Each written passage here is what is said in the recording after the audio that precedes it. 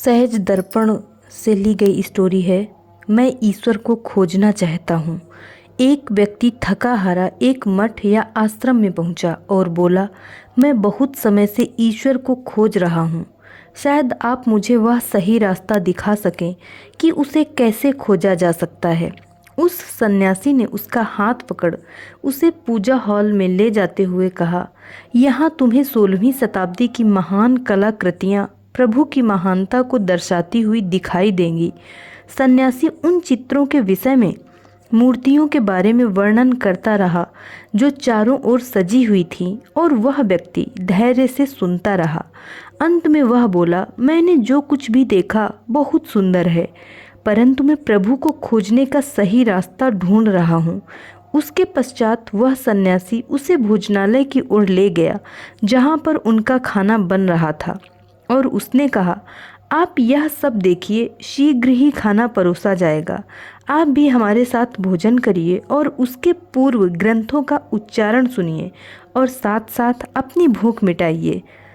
उस व्यक्ति ने फिर कहा, मुझे भूख नहीं है और मैं सब ग्रंथ पढ़ चुका हूँ। मैं यहाँ ईश्वर को खोजने का सही रास्ता खोजने आया हूँ। सन्यासी फिर उसका हाथ थाम उस बगीचे में ले गया और वे उस सुंदर बगीचे की 4 दीवारी में घूमने लगे। वह व्यक्ति कुछ दूर तक उसके साथ गया और फिर क्षमा मांगते हुए बोला, मुझे अब वापस जाना है। उसे घोड़े पर चढ़ता हुआ देख उस सन्यासी ने पूछा, आप हमारे साथ भोजन के लिए नहीं रुकेंगे? उस व्यक्ति ने उत्तर दिया, आपका सुंदर चैपल मुबारक हो। आपके स्वागतमय भोजनालय तथा सुंदर व साफ बगीचे भी मुबारक हों। मैं अनेकों मील का सफ़र करके ईश्वर को खोजने का रास्ता ढूंढने आया हूँ, ना कि आपकी कार्यकुशलता, सुख, चैन व अनुशासन की चमक देखने। आकाश में बिजली चमकी और गिरी, धरती हिली, घोड़ा जोर से हिनहिनाया और उस अनजान व्यक्ति का भेष तितर बितर हो गया। और उस संत ने देखा, यीशु उसके सम्मुख खड़े हैं।